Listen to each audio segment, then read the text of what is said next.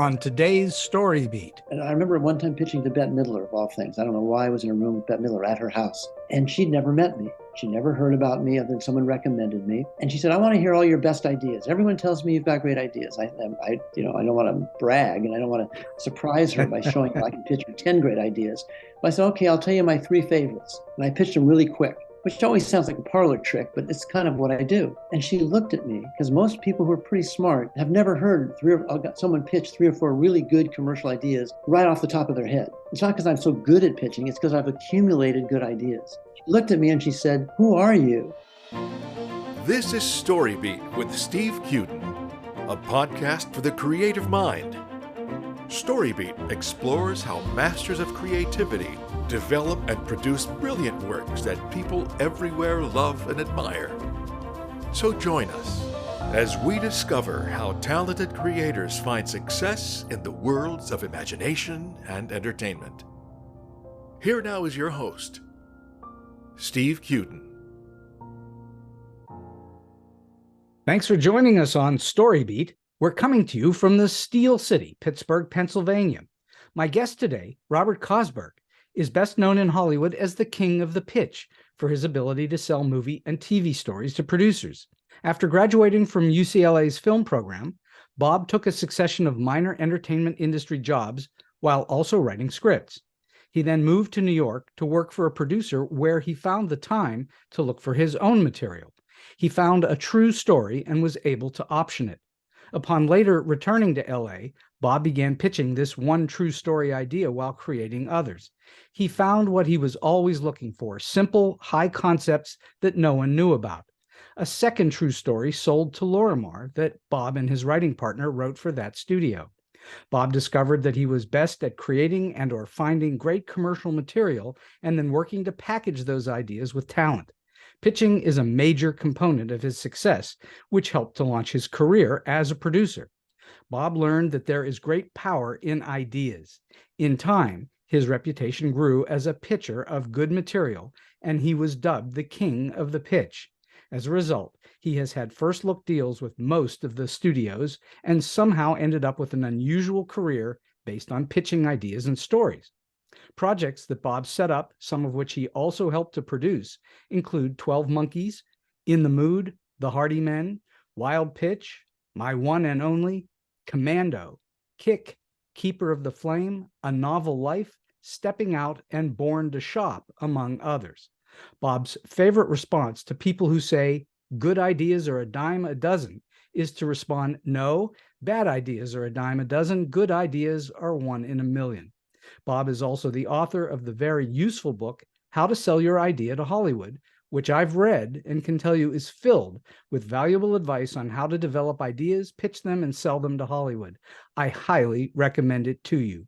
So for all those reasons and many more, it's my truly great privilege to welcome to StoryBeat today the writer, producer, and king of the pitch, Robert Kosberg. Bob, welcome to the show. Thank you very much. That was a wonderful introduction. Can I explain king of the pitch for a second? Go right ahead. The only reason I always want to stop someone when they say it, there's something very egotistical about me calling myself king of the pitch, which I never did. It kind of came out of just being in what they used to call the trades in the old days before the internet. Hollywood Reporter and Variety would always emphasize, even on the front page, when someone sold a pitch, because it was kind of like today would be called clickbait. People were always fascinated by the fact that, waitress in Malibu sells one pitch for $400,000. And because my name kept appearing in the trades on the front page as selling a pitch, and then it became selling another pitch, and then Bob sets us up another pitch. Someone said, you're the king of the pitch, and some of the articles about me that would come out by people wanting to write about what I was doing and who is this guy, would say, oh, and I understand you're the king of the pitch. So I always thought I needed to correct that a little bit because I really don't walk around with a crown on my head. I never made up the title. But on the other hand, the nickname was affectionate and helpful because it meant when I made phone calls, people knew me and just on that and my name and wanted to hear what I might have for them. So I like what happened, but I wanted to at least modify that. It's something I take with a grain of salt to be called that. I'd rather be referred to as a producer who has great material. Well, so we will from now on call you the producer with great material. Though I won't be the last person to call you the king of the pitch, that's for No, sure. and I love talking about pitching and what pitching is and how to do a good pitch and what makes great ideas and how to define And we're going to concepts. cover all of that. I That's for love all sure. that. So let's go back in time just a little bit. At what age were you when you first started paying attention to movies and storytelling? How old were you? Like a lot of people, I think, who make it in almost any business, you find out that a tennis player had a racket in his hands when he was 5 years old. I was seeing movies just because that's what I did in Arcadia, California. There was not much else to do. The Santa Anita racetrack was there. And so probably from the age 5 or 6 when my parents took me, and then from 8 to 12 when I could go by myself and ride my bike down to the local Santa Anita theater, because there's the Santa Anita racetrack nearby.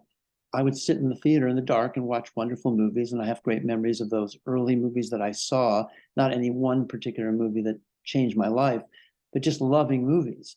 And nothing happened from that except being good in school in the areas of English and writing and creative. So I knew that was an area I liked, but I never put the two together and said, oh, I'm pretty good at this, I should pursue movies as a career. What happened was when you graduate high school, at least where I was, and you start thinking about college and declaring a major, it occurred to me, because it was kind of obvious, that if I was going to have to find something to do in school, what about something having to do with film and television? Right. Of course, in California, there's UCLA and USC that are known as legendary TV or film schools. So I then thought of myself as someone who was going to pursue going to those schools, finding a major, I didn't know what it would be, in that area, and did end up at UCLA and did take a film major with a writing specialization, I guess it was called. And that's the long answer to your question. It started loving movies as a kid and also telling, because I saw more movies than my friends, I found out I loved telling people what I saw that Saturday. And basically I was pitching movies that I saw. And were you writing stories even as a kid? Stories that had nothing to do with movies. Right. I was writing a lot of stories and just, I love the creative process of beginning, middles, and ends of stories that I saw in movies or that I heard on the radio or saw on television. Stories were always fascinating to me. And without realizing it, I think I was learning story structure a little bit, at least the basics of having a beginning, middle, and end, which has never gone away. But that's the long answer to your question. It started when I was very young, and it really matured by going to UCLA Film School. I assume you primarily think of yourself as a storyteller, yes? Oh yeah, in fact, the LA Times did one of the interviews with me that sort of, most interviews don't really capture, I don't think they can't, everything that I do or what I think is important. But he kind of captured it in one line at the end. He said, Bob Kosberg makes a living telling bedtime stories to adults. That was a nice touch. But it is telling a story. And there's something about, especially if you can entertain people and they laugh as you're talking. It's like a comedian who gets a great reaction. And you tell a story to someone and you see them get fascinated or engrossed in what you're telling them. And it's a tremendous back and forth that is enjoyable because you feel that you've accomplished something. You've told them something that they've never heard about, and they kind of want to pass it on. It's almost, I once thought a little bit that it's in the world of a comedian telling jokes. It's a little more extended than that. But when you tell a joke to someone, most jokes work because they're surprised and the person laughs. And when you tell a good story, they then pass it on to other people the way that they might pass on a good joke. Sure, say, hey, sure. Story today, and they've never heard it before, especially when it's a story in them. I'm betting that you in a room at this point know when someone is engaged. You can see it. Sure. It becomes instinctive after a while. And the trick is not so much being a good storyteller. That's just part of it. There are people who are paid to be storytellers because they have a great voice, whatever. The trick for me, and this comes back to wanting to always correct people and say, hey, it's about the story yourself that you're pitching, not the pitch. I sold pitches because I found really what I think we can call in general original ideas or great ideas or unknown ideas. And I think I mentioned to you when we had a conversation once, I learned about the word remarkable, that remarkable is something that separates the men from the boys. When people say they have a great idea or they want to tell you a story, I always say, what's remarkable about your idea? Meaning, what's really different? What really stands out? And my best example, a simple one-line example, is if you come home tonight and tell your girlfriend or your wife or your best friend that you were driving home and you saw another car next to you on the freeway and it went right by you. That's not remarkable. Right. But if you said you were driving home and a flying saucer landed on your car, that's remarkable. And once you tell people that simple definition by example, most of them don't pitch you their story because they realize they've come to the wrong person. They want to tell the story about their grandmother and how much they loved her, which is nothing wrong with that. But that's all in the writing. They can't convince you to buy the story because there's nothing remarkable about it. It's too average. And when I do these classes where people want to learn how I sell material to buyers, they don't want to accept the fact that their story about their grandmother can't sell too. And I keep saying, maybe your story, if it's extremely well written when it's a script, and Meryl Streep wants to play the grandmother, someone will make that movie, but not as a pitch. It's trying to separate what makes a good story to sell and what makes a story that needs to be written. All right, so let's back up a half a step here. You're the perfect person to ask this question of, and I've asked this question of others, but you're the ideal person to ask. Define for those who may not understand it, what makes a story a story? Well, there's two things. A story has to start. We're talking about saleability. I mean, I have to throw that in. But most of the stories I want are stories that catch me off guard because I've never heard anything quite like it before. So the overall expectation of a good story for me is something very different than everything I've heard before. There's something about it. And I begin almost all my pitches by asking people, have you ever heard about Sonny Weiscarver, the woo-woo boy? That's how I sold, America's Greatest Lover when he was 14 years old. And they say, no, are you making that up? And then I pull out my newspaper article from Time magazine to show a cover story to verify that what I'm saying is a true remarkable story that they've never heard of. So when you say, what is a story? It's not constructing like a screenwriting teacher would say, where's the beginning and the setup and the inciting moment in the story? And what do you do in the second act? And how do you conclude in the third act? All those things are important when you're pitching to know the basics of having a beginning and a middle and an end, and having it have conflict and having it build to an exciting conclusion. Right. That's all important. But before any of that happens, I'd rather have somebody come to me with no beginning, middle, or end. They have to start with something. And when executives would say to me, that's a great first act, Bob, that's a great setup, but what happens in the rest of it? And I would say, let's hire a writer and figure it out. Because if you have a great idea and a great setup, people will want to buy it, but it's not your definition of what a great story is. You're talking about it when it's complete. In your world, you don't really need the story to be finished if you have a great concept. I do not. Of course, the answer is it better? Of course. When I walk into a studio and or buyer and tell them once upon a time, and you give them the setup, you talk about the main character, the complications that ensue, and how it concludes. Again, I would say my version of a story can be done in 5 minutes or less. It still has a beginning, middle, and end. A great story, just by people's definition, is going to be longer and more involved and be worthy of a book or a novel. I don't do that in a pitch, but I love many of the things I pitch have been brought to me that are novels, but I don't pitch them in the room because it would take me as long as it would be for you to read the novel. Sure, it would. The key word probably in my life for people who come to me is to find something that is as original as possible and can be summarized easily. And that's where the term, it's kind of become an evil term these days because people don't even talk about it as much as they did when I was selling so many projects. The classic cliche of a great pitch was to have a high concept. And high concept was very much the same as having something remarkable. Well, what's a high concept? It's something that when you hear it, you know it's a movie in one sentence. And that's, in other words, so that famous Supreme Court answer about what's pornography, you know it when you see it or when you hear it. The way I could define high concepts, and this is a kind of a cop-out, is to go through my list of, like a songwriter sits at the piano and says, and then I wrote. He could sit and tell you one song after another of that he wrote. Sure. But I can tell you one idea after another, and then you'd say, oh, now I get a high concept. But when I do a class with writers and they say, what is a high concept? And I give them 10 examples. Then I say, what do you have to pitch to me today? None of them are high concepts. the average person, and they're much brighter than me, they're capable of being much better writer than most people. That doesn't mean they've learned and filtered out yet why most of their ideas aren't going to sell, just because they have no hook or concept to the essence. And they don't want to hear it because their own ideas don't fit that description. And it's also not as easy as people think to create one or find one. To create a pitch?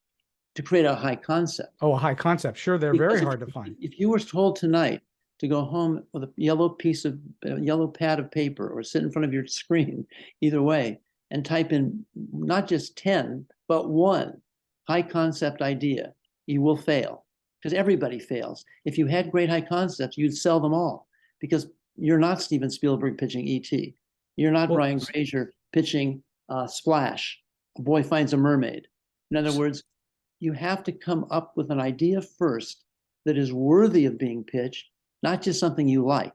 And most people fall in love with what they like. And when you try to teach them, if they want to be successful with what are most saleable ideas in the rom-com world or the thriller world. Now, we're not talking about, the brands of Marvel Comics. You have to allow for what's in the marketplace. But in general, with certain genres, people are still looking for the one line. They don't say it, but they're looking for that simple 1 or 2 line hook. So when they walk down the hall to their bosses, they can say, I heard this really great idea today, Mr. Boss. And the boss says, what is it? And he doesn't have 20 minutes. So when we wrote New Line, and this is why I say examples are the best, even though they oftentimes sound silly, we had a story I had heard, I can't take credit for it, about a dog that is in a scientific experiment, and they give it all these hormones and steroids to basically create a super dog. And the title of the script that was being written had a good title, Man's Best Friend. But somewhere along the line, me or somebody else said, you know what this really is? It's Jaws on pause. And the minute we said Jaws on pause, the assistants in the room could run down the hall and say to their boss, I just heard a horror movie called Jaws on pause. and we sold it that way, and it got made with Ali Sheedy. But the point being, I don't think it ever would have been made without that advertising phrase. And a lot of this is, I hate to say it, part and parcel of PR, advertising, commercial sensibility. That goes into it's marketing. Marketing. The marketing department does the same thing for you if you don't do it for yourself. They want to learn how to sell your idea. My favorite high concept idea that I've ever heard is in the title, and it's just simply Snakes on a Plane. Yeah, Snakes on a Plane is a great high concept because there aren't any snakes on planes. Again, it always comes back to you've never heard it before because it didn't exist. Even Air Force One was the president's been kidnapped. Well, when is the last time the president on Air Force One was kidnapped? Every one of them, if you dissect it, and they sound silly, but the minute you ask, even I'll give you a more intellectual one to show you how even the great Tom Stoppard, great playwright, did a high concept. And that was Shakespeare in Love, which, by the way, he didn't create. I always like to research these things. One of the first writers of the script before Stoppard was ever hired to do the rewrite, which is probably what made it such a clever script, was a young college student who called his father and said, what if Shakespeare had writer's block? And what do you mean Shakespeare had writer's block? Well, he ended up not being able to figure out, a love story. And this is how Romeo and Juliet was created. He fell in love with a young girl, William Shakespeare, and her name was Juliet. So we'll do a movie called Shakespeare in Love, but it really comes down to what if William Shakespeare had writer's block and created Romeo and Juliet? That's a 2-sentence high concept. But again, if you dissect it, it has the same essence. We've never heard of William Shakespeare having writer's block. We heard the opposite. He wrote 1,000 plays and 1,000 poems. Right. So you have to look at the emphasis of your idea and saying, what I say to people who walk in the room, and I don't say it too early in the meeting because it always ends the meeting. And it usually ends the meeting on a depressing note, because before they start, I ask them one key question.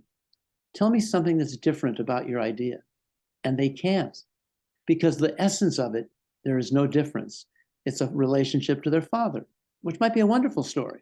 There's been many movies like that. Sure. It's the love story between a boy and a girl. It's all generic is what I'm saying.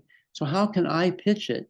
Because I've got nothing to say to the executive who's heard 1 million pitches. And I was deathly afraid of walking into a room and being boring. So my trick or my fear led me to want to say, I'm going to walk into a room and ask them if they've ever heard of this situation or story or character before. And if they say no, I can move on to step 2 because I've already got them interested, because they never knew that Albert Einstein, when he was at Princeton, had a house. He was a professor and they gave him a house. Well, did you know that house is still there and you could move into it tomorrow and you'd be living in Albert Einstein's house?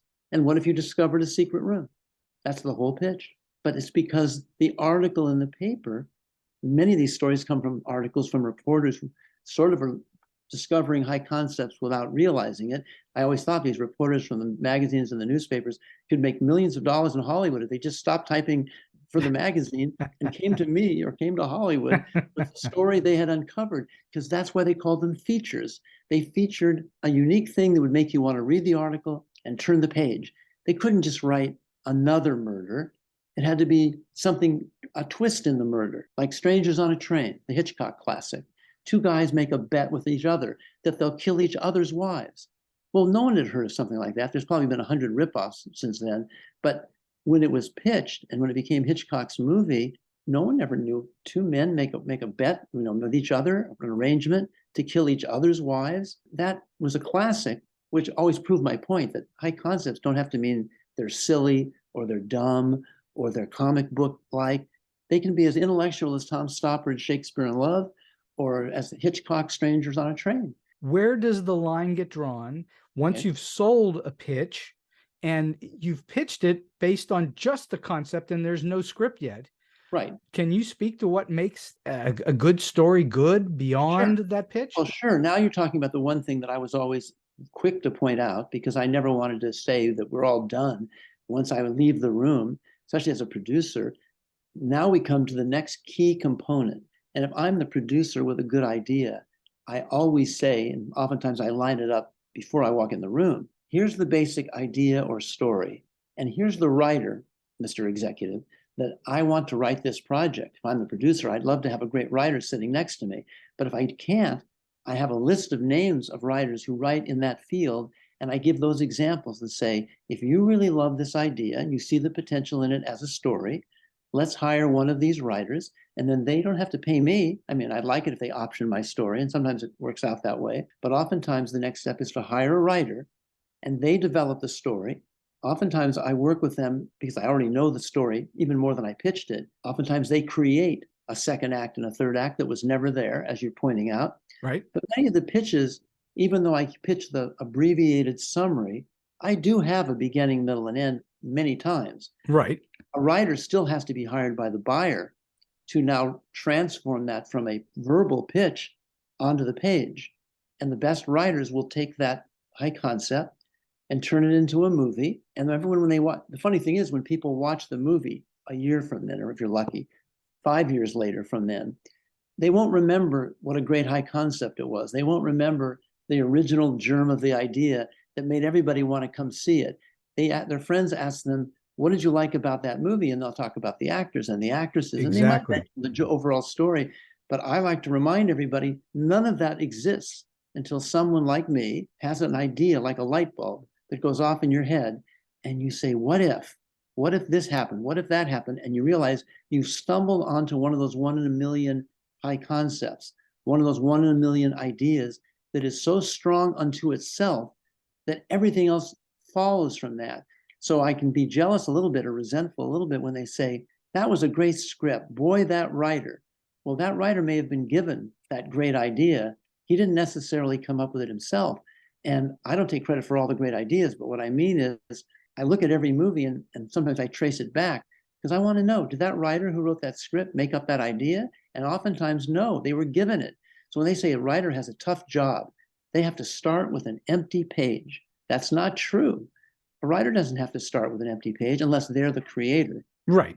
And if they are, they have to make up an idea before they start on page 1. In my script writing career, I've been handed any number of outlines from somebody else and told to write the script from it. Which is fine, and you like it if it's a good structure and a good outline. Sure. But what bothers me, or not bother me, but it makes me always curious, is to say, but wait a second, that script wouldn't exist if someone hadn't thought up that idea. And oftentimes, if you research it and you can go back to where the writer first got the project, if he didn't create it himself, he has a story to tell about how he met someone, at a supermarket, or his wife told him about a story she read. And it's funny because in the classes that I used to teach, I would give an example of how I read a newspaper differently than in the old days reading a newspaper. A little bit differently than everybody else. I would look at the paper, and I'd come across an idea or a story that was interesting to me.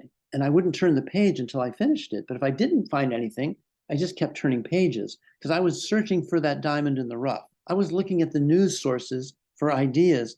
Most people will read the internet or the newspapers or magazine articles just to read for enjoyment. Part of my life a long time ago, the enjoyment part. I do enjoy them, but my brain focused on, am I going to find another idea here worthy of making it into a story? You're talking about stories, and I'm talking about what comes, that weird little world, what comes before a story. Right. Where do you find most of your story Well, ideas there's two today? big ways. The first one is, once I got more well-known, people wanted to send me their best ideas, so I had a bigger pool to draw on. And it became from literally all over the world that I would get emails like it is now, but before it was even just letters. The best example, just because it's a nice story, was a woman named Emily Lloyd who lived in, I think it was Ozark, Arkansas. Now, I don't communicate and have letters and friends and emails with someone in Ozark, Arkansas, but she'd heard about me. Dear Bob, I understand you like ideas, and I'm waiting to see, read the idea, and I'm about to throw it in the wastebasket because most people who send me that don't have one. They think they do. And she said, I read a story. She hadn't made it up herself. She said, I read a story about a man who lived in the Statue of Liberty. So I stopped right at that first sentence because the first question when I called her immediately out of my mouth was, because I'm very consistent about all this, I've done it so long, was to say, is this true? Because I couldn't find any article. And she said, I'll send you the article. I said, well, I can't do anything with this project until you send me the background evidence. Here comes the article from a newspaper about a man who did briefly live up in the tower in the Statue of Liberty. He was like janitorial services, but he also did something kind of wonderful. He turned the light on every night. And I said to her, when I got the article, I said, this is a wonderful article. I wondered, have you ever thought of a title? And I always ask people, because it's hard to come up with a good title. And sometimes the person who sends it to you has had more time. And she said, well, there is one title, but you probably won't like it. And I said, well, give it a shot. She said, how about Keeper of the Flame? I said, that's the best title I've ever heard for any movie. And we sold it to working title. I mean, the people who made Love Actually and many other great films. But why did they love it? Because there was a newspaper article about a man who lived in the Statue of Liberty that a woman in Ozark, Arkansas found. My point being, you don't have to create a good idea. Anybody can find one, but it takes time. It's true that great ideas are everywhere, aren't they? Everywhere, every day. But you try to find one tomorrow.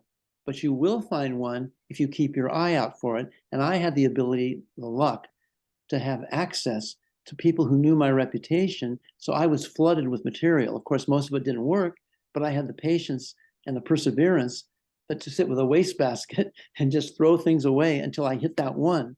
And then I'd make an option deal with the person who brought it to me. And then we'd go together and try to sell the project. But that's only one version of where the ideas come from, other people. Because I don't take the credit for coming up with all these ideas. I don't know anybody who consistently comes up with great ideas, no matter how much your mind works that way. Even Woody Allen, who comes up with millions of ideas. So the other way, though, is to be creative yourself and see if you have a facility for making up ideas. That's one way you can do it, and you don't have to wait for other people. But the third word, I guess, that would encapsulate how to find great ideas to create yourself is simply by reading. Because if you open up to reading all sources of news articles and all sources of entertainment articles and all sources of thrillers, and I'm talking about summaries and book reviews, you will come across things that other people have written, other people are discussing, that are great high concept movies. The problem is when you find something that's been written, then you've got to find out about the rights. Right, of course. Can you move forward with something that somebody else has? You can't.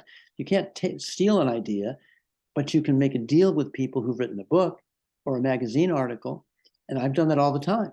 How challenging is it to actually obtain rights, usually? Well, it depends on how popular it is. If you find it in just a journal, like I found a story about Sherlock Holmes, which I won't repeat, that was just in some unknown journal that was different than any Sherlock Holmes story I'd ever heard about.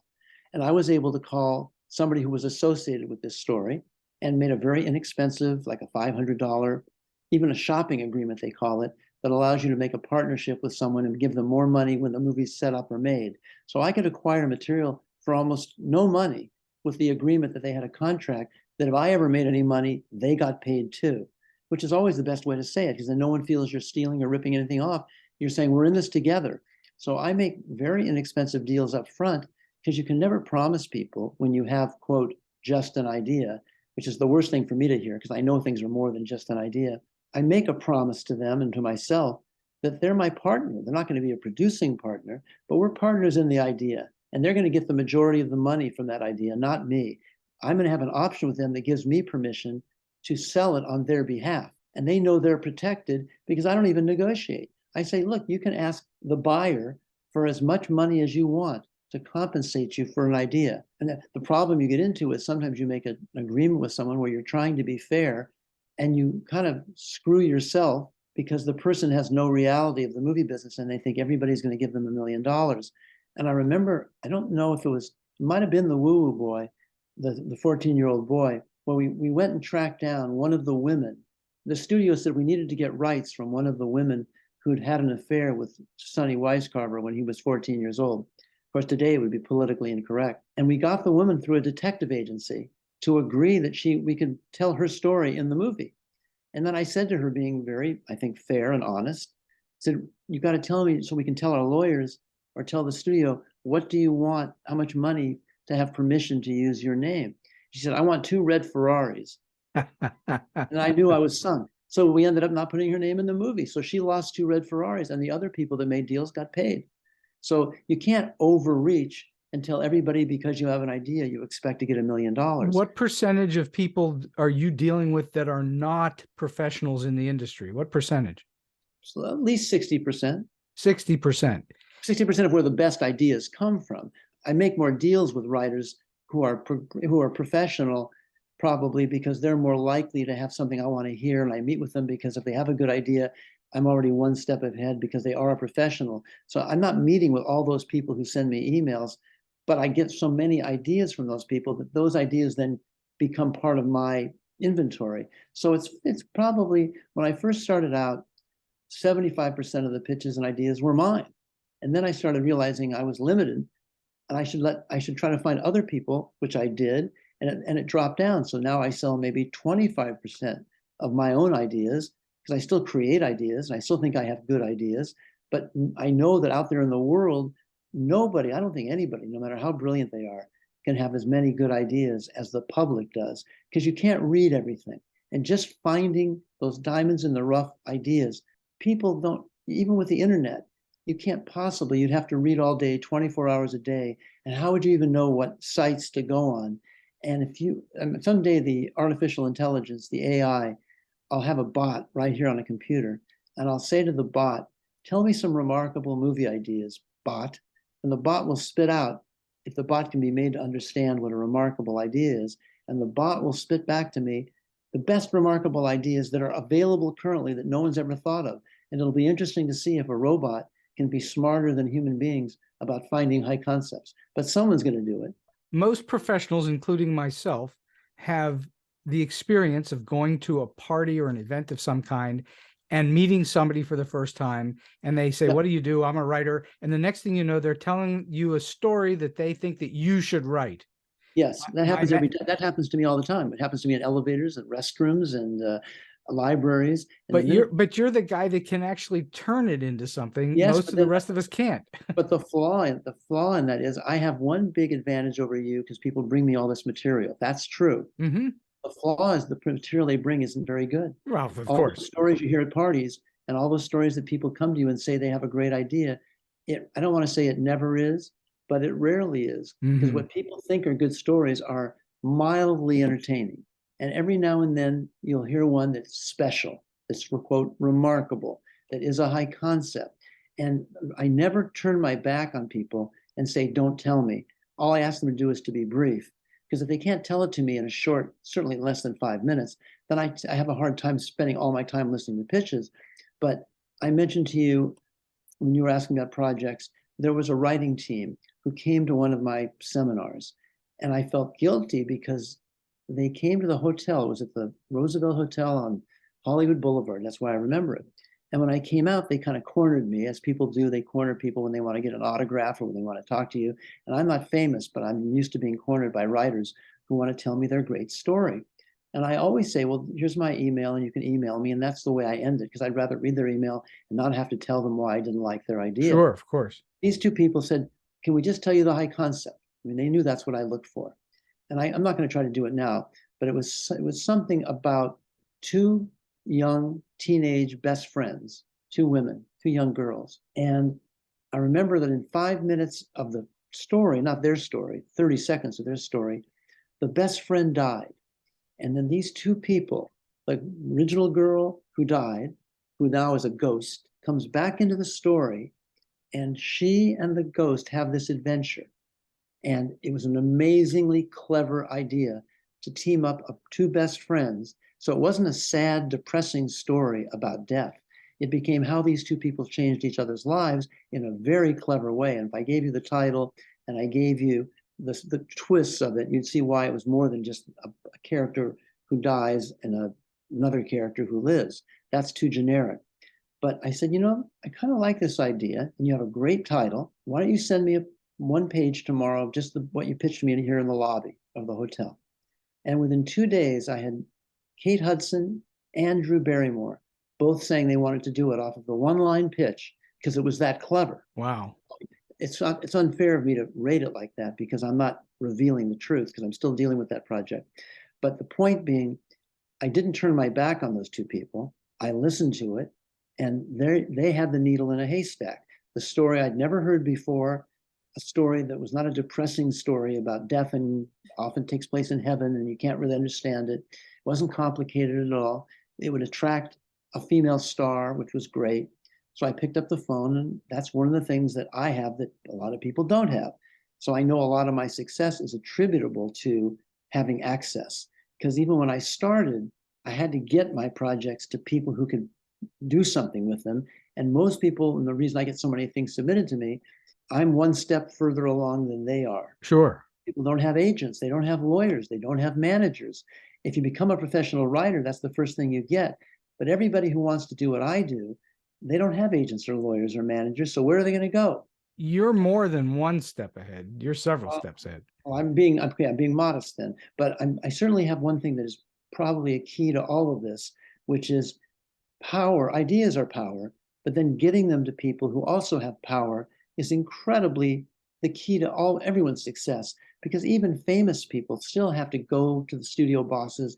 And even with being a successful star, they can't always get everything into development or get everything made. So they'd have to go get a great writer to be attached to their project, or they have to find a director. Everybody is searching for the package that will take their idea, get a good script, and then get it made. So yes, I'm at a good point where I have two of the key elements.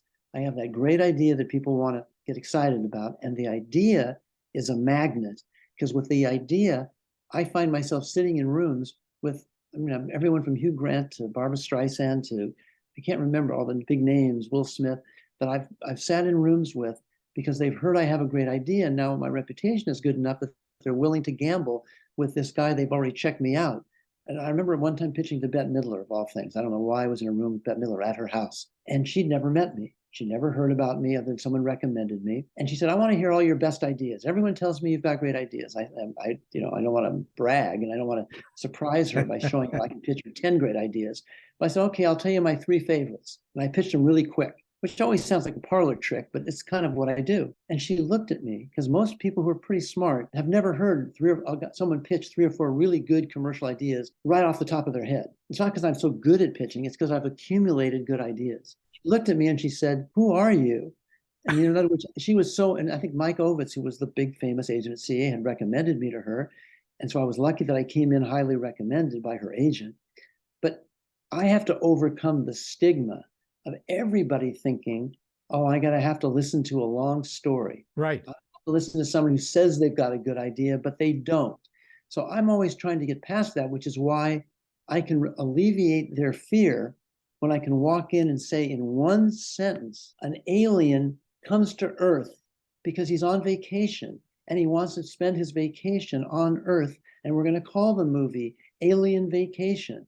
No one's done that because there haven't been any aliens having vacations as far as you know of.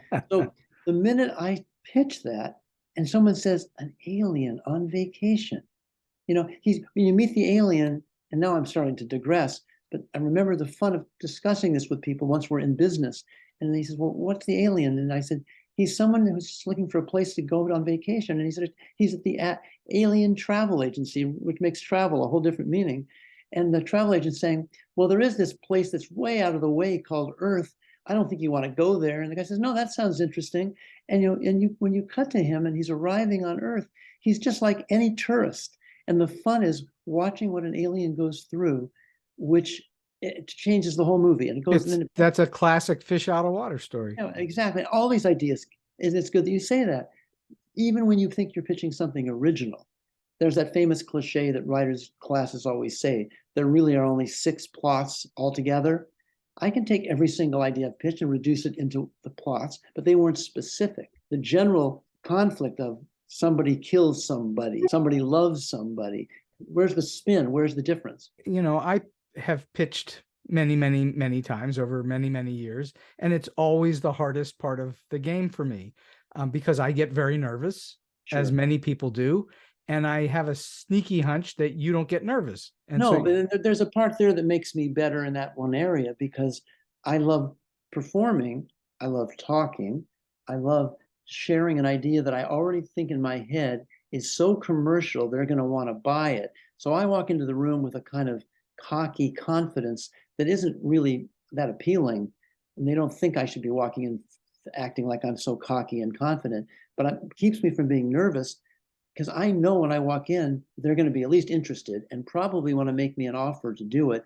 Because if they don't, they know I'm going to embarrass them by going to the studio next door. So they better think long and hard about passing on that really commercial idea because they know it's commercial. They're not dumb, but they don't always want to buy everything from anybody. Right. They have lots of other projects. But I know going in, I have things that from all the times I've pitched, I know when I walk in with something that's truly different, that they haven't heard before, I'm way ahead of 99% of the pitches they've heard. So, and also that I have that inherent personal desire to be entertaining in a room. So part of that's an acting. I'm not a good actor, but I like performing almost like a stand-up comedian would like performing. That's already part of my DNA. So everybody who gets nervous, I don't have to worry about that because that's just something I've already got built in. But what really builds it in is confidence. When you know you've had success with pitches, you're pretty confident when you walk in with the next time. In fact, it's an easier way of me explaining it. I can't wait for them to open the door because I'm already, Mike Ovitz, in fact, to drop big names, he once had me come in to sort of show him what I've got because he'd heard the reputation. And he said, you're like a wild racehorse. We've got to let you go and meet all the people we represent because you've got too many good ideas. I said, I know it's a problem, So nobody believes me when I say I've got too many good ideas because nobody has as many because they don't do what I do. And I can boast about it because I'm not claiming they're my ideas. They've come from all over the world.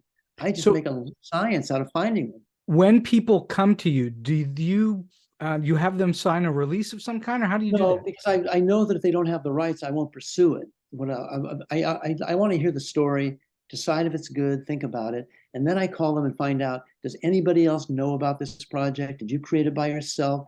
Because oftentimes they owe their parents money or they owe their best friend who wants to be part of it. I want to know any trouble with the rights, and I can also go to my own lawyers and I can say, this involves a big corporation.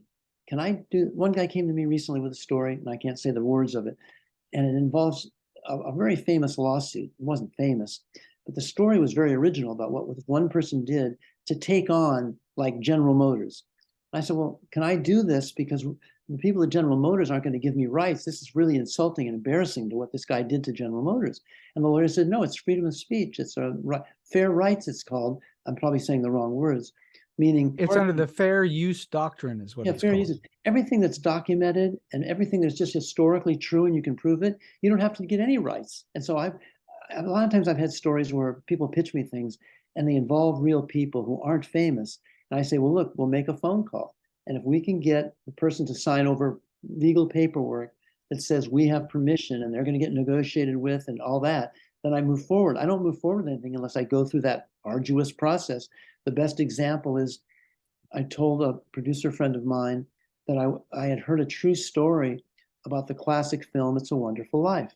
Now, right off the bat, I'm doing what I do in a pitch meeting. I've already got you interested when I tell you it has to do with It's a Wonderful Life, because without asking you, it's everyone's favorite movie, or it's almost everyone's favorite movie. And Right. if it is your favorite movie, you know it. And then they want to know, what do you know about It's a Wonderful Life that I've never heard of before? Then I go on to step two. I ask them the question. I always start with a question. Do you know who created It's a Wonderful Life? So that people think who know the movie business. Well, I know it was director Frank Capra, and I know maybe they even know the writer. I say, no, you want to know the truth? It was created by a man who wrote a Christmas card. People don't believe it's true. So then I show them historical documentation. It's in Wikipedia that there was a man, and he and his daughter, by herself basically, delivered 200 Christmas cards living in Brooklyn, where he had scribbled the basic description of what became It's a Wonderful Life. He had dreamed up the whole story, from a lot of the story. And that one of those Christmas cards actually makes it all the way to Hollywood, to what used to be Columbia Studios. And they tell Frank Capra, the director, he ought to read this Christmas card. And he says, why? He says, because we just spent $10,000 to option a Christmas card. Only time in Hollywood anyone has ever optioned a Christmas card. Well, my eyes are like gleaming at that point. A movie about Hollywood optioning a Christmas card.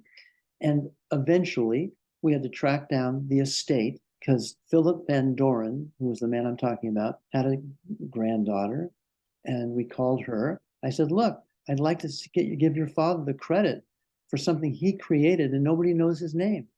And he created one of the movies that everybody watches over the holidays. Can we make a deal with the family estate so we can tell the true story of how Philip Van Doren Stern created the classic film It's a Wonderful Life? And she gave us permission. We bought the rights.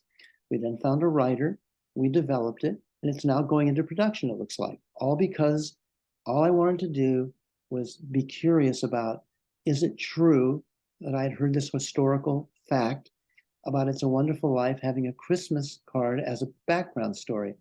And by researching it, it turned out there was a great story here that the average person has never heard about.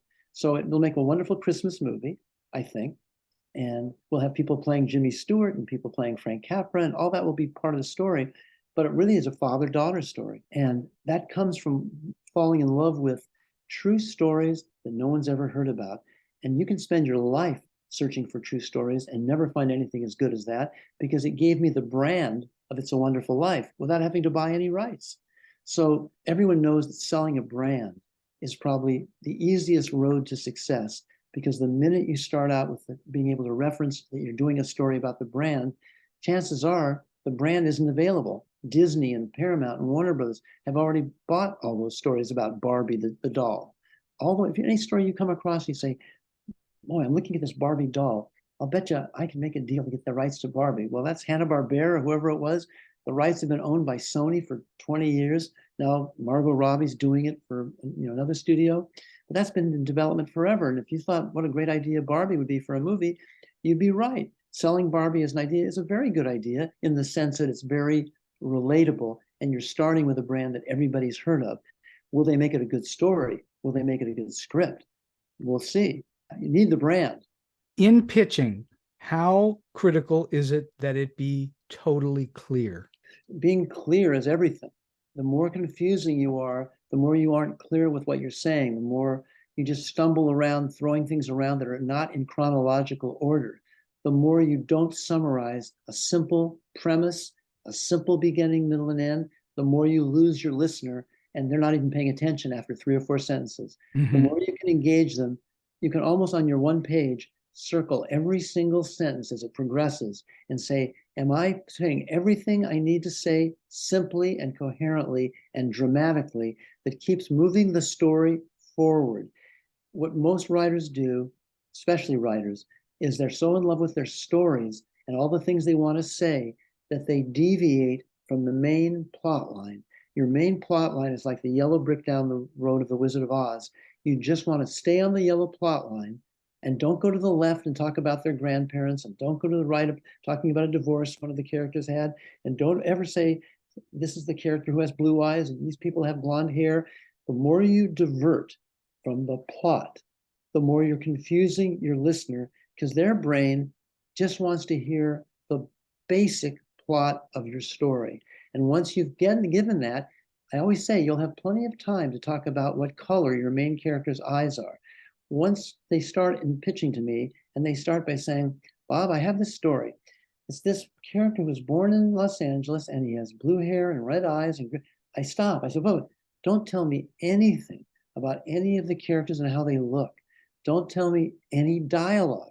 Don't start saying 2 sentences into your movie, and then this character says this, and then this character says, you won't believe that. You start doing dialogue, you'll be in the room for 15 hours because your script will be full of dialogue segues, but not in your pitch. Those are all distractions from getting from beginning to middle to end. Because if you've got a beginning to middle to end, you've got all you need to excite them.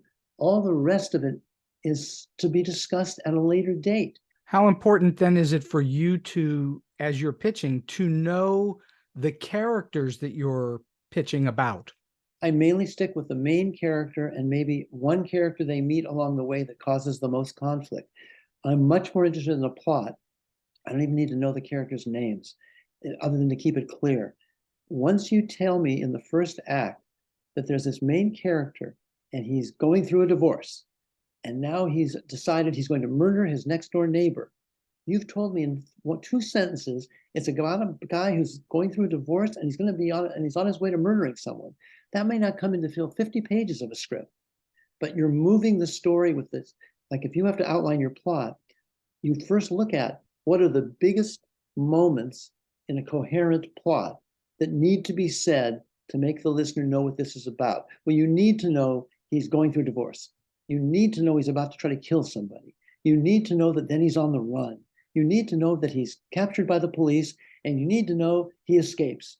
Whatever those plot points are, pretty boring pitch. But my point is, I would take a page and write the whole summary like a 6th grade book report, and then I would circle everything I'm planning to say in the room and make sure that I eliminate all the extraneous stuff, the adjectives and the descriptions, the dialogue, and just make sure that that main character moves through his activity of what the audience is going to be visualizing on the screen.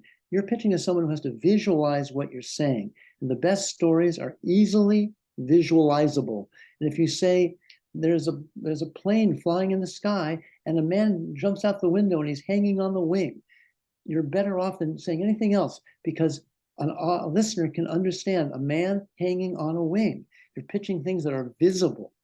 Don't pitch things that are so internal because it's boring. Maybe they're called movies for a reason. They need to move and they're visual. Moving pictures. So what happens classically? You go in to do a pitch and you get their attention and Yes. You've hooked them with whatever you've pitched. Yes. What happens when they then say to you, okay, so then tell me more? Now you've hooked them and they want to know more. Only two things. I either say, I'll come back with a writer that you like and he'll pitch you more. You can hire a writer that you like and they'll develop more. Or you can buy it and own it and option it and wait until you find a writer to develop it. Or there's even the last option. I'll go home if you want, and I'll write up a 2-page treatment and I'll send you more. Those are all options. What you want is to engage them enough that they want to pursue it. And as long as they want to pursue it, you work with them. The easiest thing it was always a joke that I made. I mean, they would say, well, that's a great pitch, Bob, but you don't have an act 2 or act 3. I would say, never pretended to have an act 2 or act 3. You have all the writers in the world who want to work with you that you like. Bring them in. And they would look at me and say, well, you're right. In fact, I started making more successes, having more success with pitching the day I stopped saying, when they would say, well, who's going to write this? Well, normally your instinct as a young writer is to say, I'm going to write it. Or my partner and I are going to write it, because that's where the first money payment is. But you're then hurting yourself because you're not the best writer. They have lots of writers in mind that they know secretly in the back of their heads, they're thinking, God, I hope he doesn't want to write this because it's a great story and I want to give it to whoever. Someone they just wrote a huge blockbuster for them. So the day I started saying, you're in luck, Mr. Executive. You just asked me, am I going to write this? No, I think this idea is so good. I don't want to hurt it. by my own limitations. I want you to hire the best writer you can. In fact, I always tell the Tom Stoppard story because I'm probably the most proud of it. Because if you had to vote on the world's greatest playwright other than Shakespeare, we're certainly the most contemporary best playwright. It's Tom Stoppard. And I never thought in a million years I'd meet him. And he wasn't on my list of people I wanted to write projects. But an executive at Sony had heard about me and called me into a room, and he said, "Tell me your favorite idea." And I told him a project called The Novel Life, and he liked it. He said, "Okay, I'm going to set you up with the head of our studio. I think it's that great a pitch." I said, "Okay." And I went into this man's office. He'd just become head of the studio. He said, "I hear you have this one pitch that," he said, "is one of the best things he's ever heard. Tell me your story for A Novel Life." So I told it to him, and I won't pitch it here because number one, it's something I'm proud enough of that I'm going to never give up on it because it's gone through many incarnations. And he liked it, so I had it. And then he asked me a question that caught me off guard. He said, "If you could choose any writer in the world to write this, who would you choose?" And because he was from London, it popped in my head that he would know Tom Stoppard. And Tom Stoppard is 99% known as a playwright, not a screenwriter. So I said, "Tom Stoppard," and I assume you might know him because you've been in London all these years. He said, "Yes, Tom's a lovely fellow. I know him very well." He said, "Would you like to talk to him?" I said, "Well, yes." Is he in Los Angeles? I said, "No, he's in London. I'll give you his phone number. He's expecting your call. You'll call him tonight." So I called him at midnight my time, and it was 8 o'clock in the morning Tom's time, or whatever it was. And he says, "Hi, this is Tom Stoppard. I hear you have a wonderful idea." He said, "I want to warn you before you start pitching it over the phone that I don't do other people's work." And I said, "Well, that's a bad way to start." And he said, "Well, just tell me the idea." And I pitched it to him. And I had no way to see him, so I had no idea if he was listening or if he was looking at his wife and often saying, "I wish this guy would stop talking." And when I was finished, he just said, "It's a good idea. Let me think about it." He called the next day and he said, "Well, you answered the one question I was going to ask myself, which was, why should I write someone else's work when I have all my own ideas?" He said, my definition of why I should choose to write anyone else's work is it's something so good that it's better than anything I've ever thought of." He said, "You have an idea that's better than anything I've ever thought of. I will tell the head of the studio that if they make the deal with you, I will come meet with you in Los Angeles and we'll finish working out the story." Wow. "Mr. Stoppard, I'm flattered and you're one of my all-time favorite playwrights, and I look forward to meeting with you." And they flew him into Los Angeles. I spent a week at the Beverly Wilshire working on this project called The Novel Life with the great Tom Stoppard. And that's how far a good idea can take you. You can meet anyone in the world with a great idea because they all wish they had a good idea, no matter who they are. Well, speaking of folks you've worked with and know, in your book, you talk about several people who have actually been on StoryBeat with me, including Karen Lee Hopkins and Charlie Peters and David Silverman and Regina Schuyler. So yeah. I'm just curious, how does that work? So let's use them as an example. How does it work when you have attached yourself or they've come to you, or however you've achieved getting the idea? How does it work from there?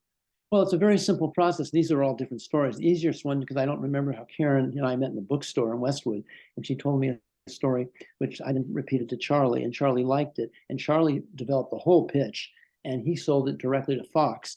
And he made a deal with Karen. He would write the script. She would be connected for bringing him the idea, and that was between them. And I would be one of the producers if it ever got made. That's all I remember about it, because it was so many years ago.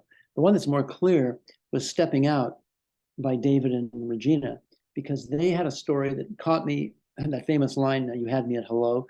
They already had the tagline, the poster line, which is a good way of saying, what is a high concept? A high concept is when you can put it in a poster line and you basically want to see the movie. And their poster line was, "A man who's afraid of everything." Oh, a love story between a man who's afraid of everything and a woman who's afraid of nothing. That's just a great hook. So then the first question you ask is, you can imagine any character being afraid of nothing. That's like Arnold Schwarzenegger as a cop or whatever. He's afraid of nothing, or he's a superhero. But that wasn't their pitch. The man who's afraid of everything was an agoraphobic, someone who's so afraid of everything, literally, that he won't even come out of his house. And he, through a series of adventures where he witnesses a murder by seeing it out the window, a cop shows up at his door, and she's a female cop. So you have the man who's afraid of everything meeting a woman who's afraid of nothing. So as silly as the title was, Stepping Out, it made sense. Because if you were an agoraphobic who witnessed a murder, you can't go out and do any solving of it because you can't leave. And she wants you to come out and help her solve the clues, but she can't get you to come out of the house. And the story evolved from there. And the reason I wanted you to ask me about it a little bit was because it led to the enjoyment of pitching. I met Will Smith He liked the pitch. He said, let's go to Fox where I have this deal and we'll pitch it. And the end of the story, because I keep all these things very brief, it was a much longer process. Will was actually very, very involved in figuring out how the story would progress. Had a lot of good ideas. But when we were in the room, we pitched it. And when you have a Tom Cruise or a Will Smith sitting next to you, you're way ahead of the game. Sure. Because all I had to tell them was the high concept. And then they turn to the actor who they want to talk to anyway. And he says, yes, I love this story and I want to develop this. So when I leave the room and I'm going to go have lunch with all the Will Smith people, the executive calls me back into the room. And I said, I wonder what he wants to talk about. He says, clearly they want to make this deal because of Will Smith. He says, well, we are going to make this deal. You're right. We want to make it because it's great that you have Will Smith and it's a cute idea for kind of an action romantic comedy. He said, but there's one problem. We have to be very politically correct. This is sort of a mental illness that you're dealing with. We don't want people picketing out in front of our studio because you're making fun of an agoraphobic. And I said, well, number one, we're not making fun of it. And number two, those people won't be coming to the theater. He didn't like that glib remark. What a great comeback. That's a great comeback. I happened to have a good comeback that day. He said, that's very funny. He said, but there'll be cable TV, so you're not such a wise guy. And then we ended up developing it, the script. And as often happens, because I want to make sure people know that as much as I like to rave about all the successful pitches, and because that's the early stage of development, there's another stage of development, which Hollywood word people use all the time, the expression, oh, you've sold a project, but it hasn't gotten made yet, and you're in sort of development hell. I live in development hell. If you sell that many projects, most things don't get made. Right. Why do they not get made? I can give you 100 reasons, but the project loses its momentum, no matter how good it is, no matter how many big stars are attached. The scripts don't work, people move on, project loses momentum. You've been in development hell. Now, oftentimes I have the rights, I can resell a good idea again, but everybody faces the same obstacles of getting a movie made. I'm discussing that early stage of finding a good idea, which is fun to do, pitching it, which is fun to do, packaging it with stars, which is fun to do, getting the studio executives to say, we love this, we're going to make it. None of that is true. I mean, none of the fact that they're going to make it is true. What they're saying is they're going to develop it.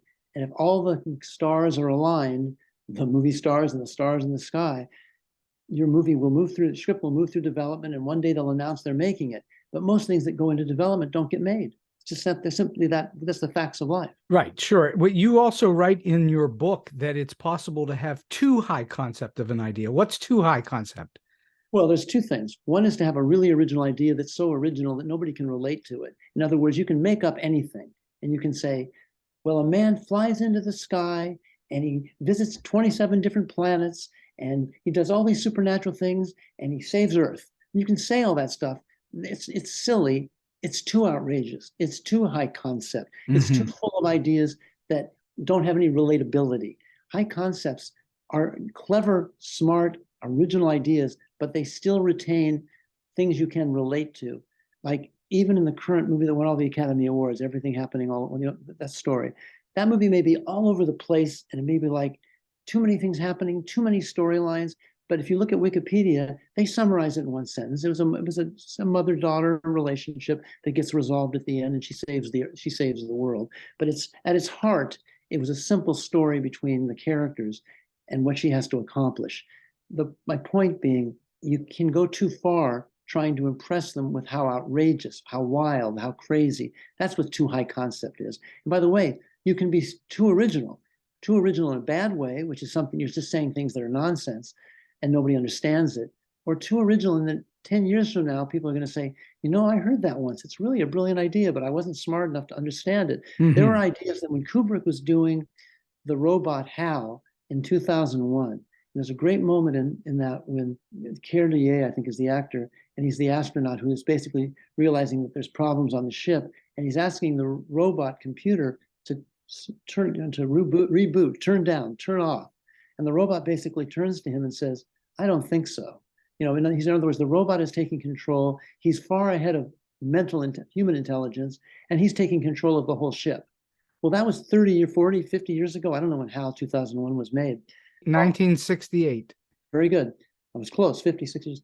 So, but now, mark my words, as a pitcher, you hear every social phenomena that is coming. This is not just coming, this is everywhere. Every single story, every single writer has an AI as part of it, as part of the pitch, because it's happening on everyone's computer. There's a million articles happening of a man falling in love with his own computer. They made the movie Her already. There's going to be 10 movies in the next year that you're going to hear about that are high concepts because they use the robot as a main character. Do you think that AI is going to replace screenwriters? Not yet, but they're going to try, because you can right now there'll be many writers who I guarantee you they won't want to admit it, but they're going to say they got the idea from their own robot, because it's as simple as saying you read 27 magazines. If the robot computers have already been programmed to have 10,000 amazing true stories, let's just say it's under the category of amazing true stories, you could go to your internet and spend your entire life reading one-line descriptions of amazing true stories from all the historical stories that have happened over the years. The robot will have already been fed 50,000 of them, so that you can just hit print and you'll be looking at 50,000, if you have the time to read them, stories that are already fed into the quote brain of the computer. It's going to simplify for a writer the ability to find amazing true stories. The robot hasn't created them, but they are a library, like the computer is a library. This is going to be a new form of a library that takes creativity to a new level. Well, I think that the problem is not that the writer is going to spit the idea out. It's that the studios will spit the ideas out and won't need writers. There's that too. Now, will the computer ever be good enough? If you say, we want a script like The Godfather, and you've got that in your brain system, Mr. Computer, and every other gangster movie that's ever been done. Now you write your original version, but their original version is only sentences and words transposed from all those other movies. It'll come out coherent, and it'll be a C- version of The Godfather. I think you're actually one step behind where I think it's going to go. Oh, you should tell me. I believe that in time, and it's not going to happen right away, it's going to take a very long time. Sure. But in time, the AI computers will be able to actually create within the computer world brand new movies. Forget about scripts. They will just spit out a whole new movie using, which is really going to be scary, using people who are dead, famous people, as the stars of the movie. So you will have a movie that suddenly stars Rudolph Valentino, Marilyn Monroe, and Tom Hanks. Yes, it's the same way as seeing them perform in Vegas, Michael Jackson and whoever. The creations of the characters from the past. I've seen versions of this already on screen. The computers today will make it even better. The writing and the creativity, I'm still concerned that their level of creativity isn't the same as a human being's, but that doesn't mean it isn't better. Right now, it's not better. It's only in the infant stages of it. It's going to get better and better. That is for sure. And when it's good, and hey, by the way, the bar isn't that high. When it's just good enough, the amount of money they're going to save by no longer needing to hire a writer and just doing exactly what you said has to happen on a financial basis. The best line I've heard, I think it's probably a famous person who said this, so it's terrible that I don't know, but they were asked what's going to happen in the future when the robots take over in this creative world. And they said, everyone else will be houseplants. That's probably true. That's what you'll be thought of. I mean, what do we need a houseplant to do anything? We've got the computer on our own desk. It's going to be a fantastic thing to witness, but it might be 25 years from now, or it might be next year. I mean, it's coming fast. It's coming really fast because the computers are learning at an increasingly quick pace. And the worst thing is this has nothing to do with creativity, but the worst thing that's happening is the danger of how all this is going to be used. And what they're talking about now is how they can take your voice and imitate your voice and spread exactly things you never said. All the misinformation. Exactly. And that's what's going to go on in our political world and on news and everything else. It's going to be a big mess until somebody figures out how to deal with it. There's already a percentage of people who are being fed, as we all know, not untrue facts. What do they call them? What's the word for facts? Alternative facts. That already exists without the computers. Yes. What's going to happen when the alternative facts are being presented in this beautiful way that looks as good and real, and people are not going to question that it came from a computer? How are we going to separate that? You're already getting that to a large extent. People, robocalls are now starting to sound just like real people, and they're robots. They're not alive at all. I'm worried about the percentage of people who don't get all their news from reliable sources, who are already in that position of wanting to believe things that are alternative facts. And now when you argue with people and they have alternative facts that have been presented in a much more appealing, real way, you have no ability to convince them that what they heard isn't true. It'll be impossible. I think you and I are both quite lucky that we have been alive when we've been alive, because I think the next generation or two is going to be extremely different from what we've known. I don't think it'll be solvable. I think it's going to create way more problems until they figure out how to put laws and rules, and they're going to do everything they can to stop all the negative things we're talking about. And like you said, the word mess, I don't think begins to describe I think exactly. So I've been having the most wonderful conversation with Bob Kosberg for a little more than an hour now. And I'm wondering, in all of your experiences, I'm sure you have more than one of these, but in all of your experiences, do you have a story that you can share with us that's either weird, strange, quirky, offbeat, or just plain funny? The funniest one was when I started out pretty much with one of my first jobs, because I look back and realize how dangerous it was. I've been driving a car with a stick shift, telling people that I knew how to drive a stick shift in those days on a La Cienega for those in Los Angeles. It's a very steep hill. And I'd crashed the car and been fired from that job. And my next job was at ICM. And I'd been pushed up to being an assistant to a very high level agent. I was very surprised that I'd be working on the 8th floor for this very well-known agent. And my job was to be his second in command as far as answering the phone. He already had his top lady, and she would answer the phone. But if she was too busy, I would answer the phone.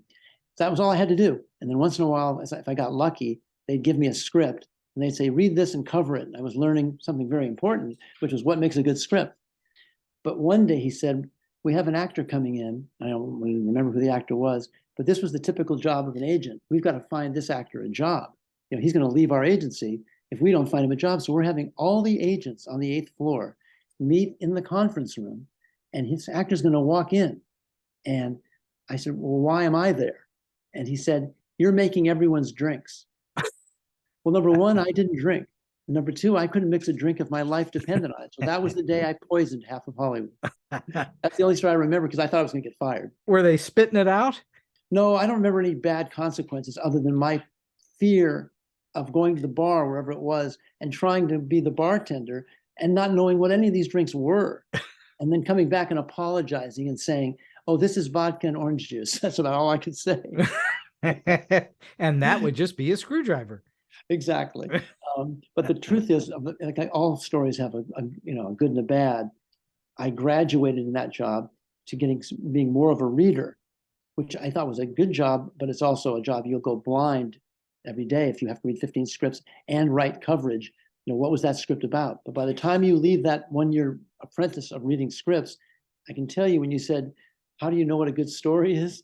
When you've had to write a summary of every script you read, and writing a summary is act 1, act 2, act 3, you've learned what makes a good story. And I'll tell you the only other one I can tell you that is, I have two, I guess. I was told later that an actress wanted to meet with me, and she wanted me to bring a script directly to her house in Malibu. I was an assistant to her manager. So being an assistant to the manager, they're all too busy. So I had to drive down to Malibu and to hand deliver the script. And when I walked in, I heard from the upper floor of the Malibu mansion screaming. And I thought, oh my God, I'm going to be the witness to the murder of this actress. When she came down, she was perfectly fine. And she said, oh, I'm sorry for the screaming. I just read, I think the name of the author was Arthur Janoff. I still remember the name. And his book was about reliving the birth process. So she was screaming as she was being born. And the end of that story was, I said, no, the screaming didn't bother me. It's good to know that you were dreaming. How was it being born? We talked about that. And then she invited me to go to the south of France, because I knew more about the script than she did. And she was going to make a movie there. And I thought, this is the greatest thing that could happen. I'm 18 years old. I'm going to the south of France with this famous actress. And of course, the manager, once he heard about this, said, no, you can't do that. You're working for me. So that was the end of that fantasy. Those are my two anecdotes about to answer your first question. You've already given us an enormous amount of really great advice and tips on how to pitch and how to develop stories and so on. But do you have a single solid piece of advice that you like to give to those who are starting out in the business, or those that are maybe in a little bit and trying to get to the next level? Do you have one piece of advice? Well, I used to tell the assistants and the secretaries, the word they used to use in those days, when they were sitting behind a desk, and I would say, don't sit here for more than 2 months, because you'll look back on this time and you'll say, why did I do that for a year when I've got this new job and I'm higher up in the pecking order because I met so-and-so, or I just went in and said, I want to do something more than this. I think most people, when they're starting out, work on their craft, which you can do simultaneous to what I'm suggesting. I'm suggesting, as people have often said, there's show and there's business. And part of your head, and I'm not a businessman, part of your head has to think of what you're doing as a business. And the way people get ahead in most businesses, if they don't just make it on sheer ability, is access and relationships. And I was at fault because I got very lucky and things came, that famous line that Redford said in The Way We Were, and he said something about it all came too easy. I forget how he said it. And they were reading a story he'd written in a class, and it all came too easy. Well, the things I fell into with creating ideas, I forgot about the business. And the business is formed on relationships. I would go to every party, every meet. This is what I'm thinking I would have done if I could do Back to the Future. As you can see, all I live in is references to movies. But if I could spend more time looking for people who I could be friends with, I don't mean insincerely, but just relationships. The business is based on access. And you hear stories about the men, usually it was men in those days, having access to other men, playing golf, going to parties, drinking after hours, socialization. I don't think people, when they're starting out, focus enough on going to every side group you can go to, because there's always groups that are doing what you're doing, reading groups and study groups and pitching groups and screenwriting groups and events that are being held. Every day, your goal should be to meet someone, whether it's the crazy things that Spielberg did when he crashed a studio, and I walked around studio lots, and I always tried to talk to everybody. And it wasn't because I wanted to use people, but everybody needs help. And I feel that if you get locked into your little position behind a desk, you'll look back on it and say, why did I do that for so long? Most people are capable of pushing ahead, not just relying on their submissions of their stories and their ideas. So when you're talking about giving people advice, it's very vague to say this, but you want to create relationships. And some people in Hollywood will tell you, when you ask them how did they succeed, if you cut away all the things that they're good at that may have helped them, what really helped them was they will reference someone who gave them a leg up, someone who noticed them, someone who recommended them, someone they heard something from. The gossip and the cross information and the talk at every studio, at every party, is what people, I don't think, pay enough attention to, because we're all fixated on our own successes.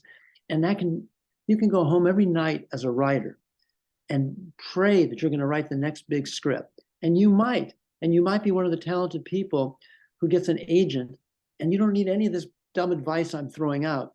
But most people don't write the best script or have the best idea.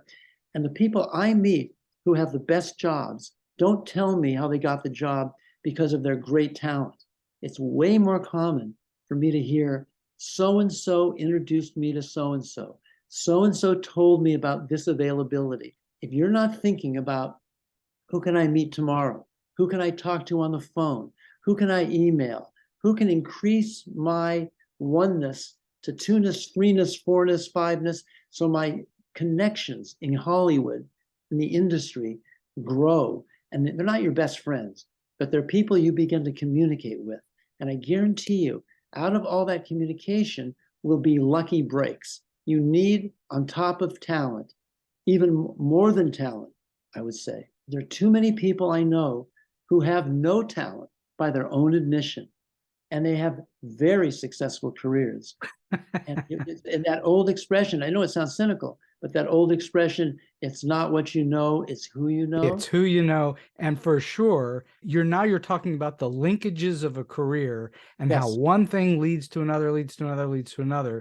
What you just said is so correct. And everyone I've ever talked to I've always said to them when they were at a higher level, just out of curiosity, how did you get this position? And when they're honest about it, there was two things that made you cynical. One was their last name. There's a lot of nepotism, as we know, but you can't fight that. But you can do what many of the other people did, which is connections. and you can't make connections if you hibernate in a room. So access, even for me with all the ideas, I still wanted more access. And the minute I got to working for Peter Guber and John Peters at Warner Brothers, I was in the flowering of my career because they had what I didn't have. If Peter Guber said to me, you want to pitch an idea to Barbra Streisand? It was a phone call. You want to pitch an idea to Hugh Grant and Elizabeth Hurley? They were phone calls. And so now people say, well, how you had so much success. How did you get all those people? I didn't get those people.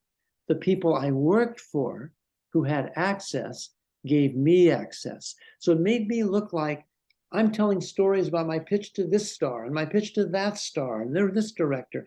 Boy, how did you do that? I want to do that, Bob. Well, you got to get different kinds of jobs. You got to meet different kinds of people. You got to make different kinds of friends. You have to open up your world. And it sounds really difficult because it is, but it's even more difficult if you don't try.